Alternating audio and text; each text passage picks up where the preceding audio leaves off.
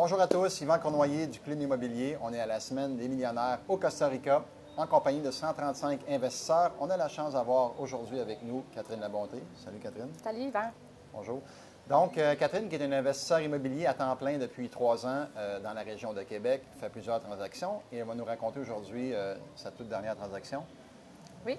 En fait, c'était cet été, à la fin août peut-être. Il y a une journée, j'étais au bureau puis je me suis dit, bon, il faudrait bien que je me trouve un immeuble à acheter. Il n'y avait rien sur le marché qui correspondait à ce que je recherchais. Alors, j'ai un concierge en ce moment dans un immeuble, puis ça va super bien. Alors, je me suis dit, bon, bien parfait, il faudrait que j'achète dans le même secteur pour faciliter la gestion. Alors, je me suis promenée sur Street View. J'étais allée prendre les adresses de mes immeubles voisins, puis j'ai trouvé les propriétaires.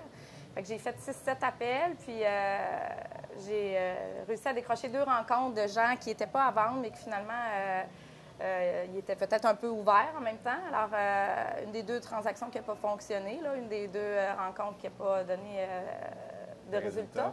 Mais l'autre transaction, ça s'est avéré qu'il y a eu un super beau fit avec la dame, la vendeuse, qui avait ça depuis 25 ans, l'immeuble, puis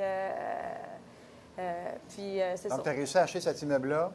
Ce que tu nous racontais tantôt, en conventionnel, en mettant 15 de mise de fonds, et la vendeuse a financé une partie. Exactement. Dans le fond, il y avait 4 logements de vide, puis il y en a 2 qu'on a réussi à sortir. Donc, la vendeuse, elle, quand il y a des logements de vide, c'est difficile à financer. Donc, j'ai fait une entente avec elle pour lui dire que je devais rénover Je lui ai demandé de rénover les logements avant qu'on notarie pour pouvoir aller chercher le plein montant de financement. Donc, moi, je me trouve à avoir mis 15 et le 10 en balance.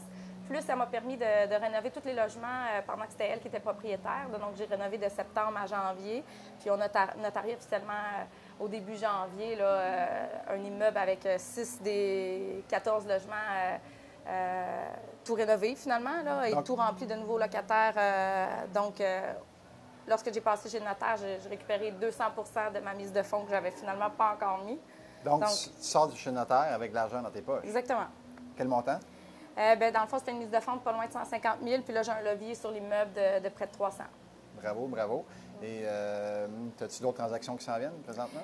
Non, là, pour l'instant, là, je travaillais sur ma maison, donc c'est ce qui m'occupe le plus de ce temps-là. Mais après une semaine comme ici, on va tous trouver des deals en début de semaine. Là.